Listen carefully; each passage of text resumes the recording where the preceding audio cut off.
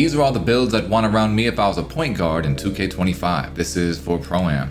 All right, so I made my build video. A lot of people in my Discord were asking me, hey, what builds would you help us with our builds? We want to know what builds you want to play around. So, all right, you want my point guard build? It's in another video. I'll link it at the end of this video. But at the 2 guard, this is basically what I would want. A 6'5", 207 pounds, 6'5" wingspan.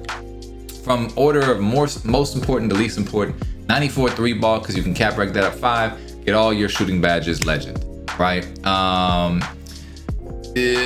So speed, agility, I wouldn't go lower than like high 80s. You're a hash. You have to be able to move up and down the court fast, right? Strength, I didn't go with high strength. I feel like high strength hashes could be a thing later. And I also want to see what cap breaks do later. 91 steal is gold glove. It's also gold interceptor. It's a really good threshold. 85 perimeter defense. It's just a good spot for it to sit at. With this 85 ball handle, 86 speed with ball. This is just so if your point guard isn't elite with passing, or even if he is, just so you can still create a little bit, because you can basically +2 lightning launch up to legend. You now have lightning legend launch, and you still have a 99 3 ball. You can just you can basically be the point guard in situations where the point guard is getting double, which is kind of your role as the hash, right? So there's that, and you don't have to have this. You can play around with this. You can put this down. You can move other stats up to be even more effective, more of a defensive player, faster, whatever. If your point guard is really elite with passing and dribbling, he doesn't need help at all, right? 73 dunk for bronze posterizer mixed with the 65 vertical for it. The only thing this build doesn't have, he doesn't have the ability to do jump contests. He can't get a 68 block. I don't really like that. You got the 40 for the standing dunk cheese right there. This build is pretty much solid, and the minimum I would go on pass sack is 71 pass sack. For any build anywhere, no lower than 71 pass sack ever if you're gonna play any competitive 5 settings. Ever. Shouldn't go below 71. For me, that's what I think. This build is gonna be compared to Ray Allen and Derek White, which is awesome. 2-way, 3-point shot hunter. It's basically like your Klay Thompson build, right? So that's what you want in the prime. All right, we are gonna move right along at the lock position. If you can't already guess, oh, whoops, hold on, I'm sorry. I think I just skipped to my swing. At the lock position, physical clamp thief, small forward, 6'6", 238 pounds, max wingspan. Let's see. So most important, 94. This is gonna be very similar to what you see a lot of people running. Honestly, I think I've seen the name Physical Clamp Thief a lot. This isn't gonna be a super original build, but this is what I'd want to play around. You can +5 both of these, in whichever order you think is more important. Up to 99 both. You have that potential. Block 68 for the jump contest, mixed with a 65 vertical. Strength 92. For me, strong lock better than a weak lock. I like Legend Immovable Enforcer. I like that guy on TikTok that goes score, and he's got the one-way fun stop. This is based on that, and this is what I'd want to play around, right? Super fast, elite speed, elite agility. Doesn't lose on those. At the same time, we come over to, and again, no lower than 71 speed with ball. Or no, I'm sorry, no lower than 71 pass accuracy. Free throw, good enough to hit.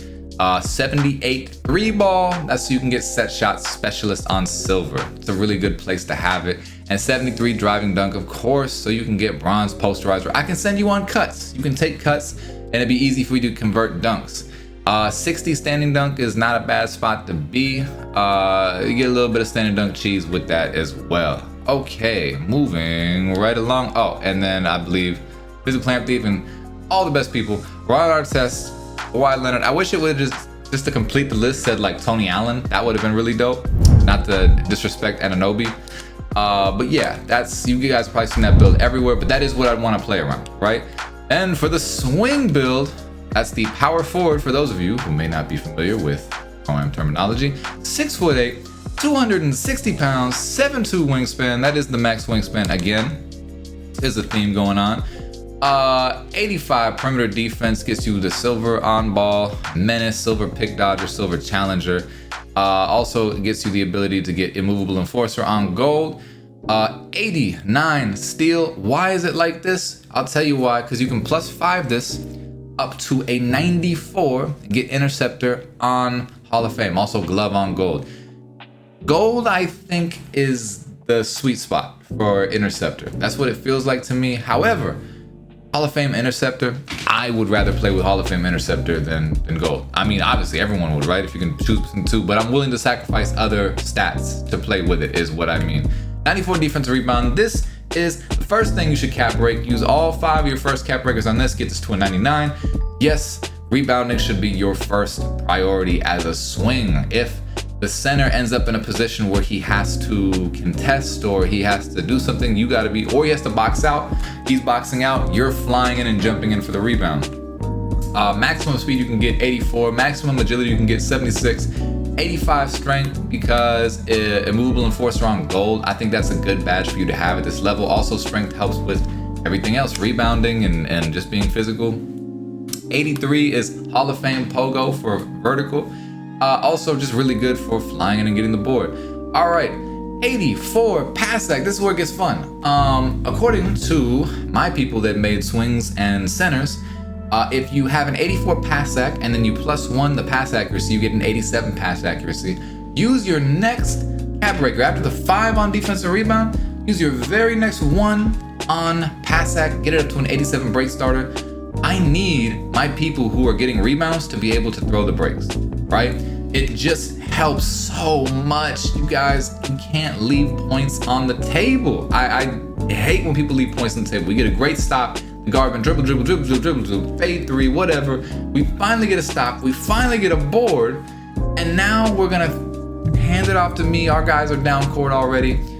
And then we just left points on the board because we had to 1, 2, 3 the ball up the court. It's, don't like it. 3 ball, 75. This is about as high as I can get to get all the things I need.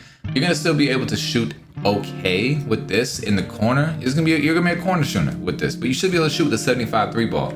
73 driving dunk, again, bronze posterizer, really important. I can send you on cuts. Above a 40 standing dunk gets a little bit of standing dunk cheese, so he's not a liability in that way either. Can hit his free throws. And I mean, you can play with this too. You can take the free throw down if you want and do something like this. Wow, that's totally fine. Boom, why not, right? Let's see what they call it. They might change the names because I did that. Compared to Draymond Green, Andre Kirilenko, and Anthony Davis, ball snatching lockdown bully, no Diddy. This probably is the best swing build I've seen. I don't know if I've seen anyone make a swing build like this exactly. Some pretty close ones, but just maxing the physicals and just sticking with it. I feel like that's what I want. High rebounding, can throw the break, max physicals, can play up on the screen, play sides, play, all those competitive ProAm defenses. Yeah, I've yapped enough about this build. Moving on to the center build. Alrighty. 7'1", 251 pounds, 7'7" wingspan. From most important to least important. Offensive rebound, 94. I didn't do the most important, least important with the swing, by the way, just to, if you guys are paying attention. I messed that up, but 94 rebound. First thing you're gonna do, +5 that up to 99. Get all those boards. I know that the +2 badges are a thing. A lot of people were thinking about, I'm just gonna have lower rebounders so I can +2 that up and then have this. I don't agree with that philosophy. You want to be the man when it comes to rebounding. You want to be the man when it comes to interior presence. 90 defensive rebound to pair with it. You can play with that a little bit. You can bring that down or up or whatever you like. That's kind of just a relative thing. If you already have the 94 and you're gonna 99 that, you need to be able to get rebounds, but whatever you're comfortable with, really. Speed. 63, this is just max speed. This is max agility. 91, strength is 4 brick wall on gold. To be able to set screens effectively. Also, higher strength, of course, helps with rebounding. 77, vertical is where you get pogo stick on gold. Also better to have higher vertical when going for rebounds and jump contests. 89, interior defense, and 94. The very next thing you're gonna cap break up with your 5 is gonna be block to get that to a 99. I'm telling you, it's only been a couple of days of me playing this game, but I can see where interior defense is at. It's not the best. If you have in the 70s interior defense, if you have low, a high 70s, low 80s block, it's not really letting people do what they need to do in terms of paint defense at a high level. People are getting what they want at the rim way too easily. For me, this is gonna solve all those problems, right? 94 up to 99 is gonna get you legend badges, as well as interior defense 89 is also gonna allow you to get legend paint patroller. And let's see what else. I think that's it, legend paint patroller, but still very important. Passac 88. Why? Because again, this is one of those builds that's not cap break made, but it's cap break proof. If you +5 pass accuracy up, you're gonna get Hall of Fame break starter. So that's why it's at 88. So this is a build made for the long haul, right? If you want to just gut it out with a center build for a long time and just grind. That 88 already gives you gold break starters, so you already can throw the breaks. Mind you, you're gonna be able to throw them even better once you get that +5. Again, in order of importance though, this one first, that one second, and this one third. For me, that's order of importance, but you can play around with it. I think a lot of people put this one and this two, and then put this 3, but again, just don't cheat this one. That's all I have to say. The rest of it is up to you. 78, 3 ball, that's for a set shot on silver. Really good threshold to have it at. Again, this is more of a corner shooting big, but bigs this year, when you're tall and you know your jump shot, you can shoot over damn near anybody. Like, who's guarding you in the corner? Is it another big with low perimeter defense? Shoot over him. Is it a point guard? Shoot over him. You know what I mean? That you have that mentality. Driving dunk 75, 73 is for the posterizer on bronze. 75 is just for extra animations. Same with 75 standing dunk. 72 is for rise up on bronze. 75 just gets you extra animations. And I messed something up. Hold on a second. I apologize. And then and there we go. And this name is kind of interesting. Marcus Camby and Victor Wembanyama, I definitely like that. Table setting board enforcer. Table setting because he can set screens, right? That's the whole point. Lacks post scoring ability, unacceptable touch into the basket. In the Pro-Am, there's not going to be a lot of times where in a point guard driven offense, or even in a team concept, either one of those, where the center really has to post up and go to work in the post. It's just not a normal thing. I have ran many times double post scores in the Pro-Am with a lot of high success, and just a single post score mindset where it's post first and kick out second.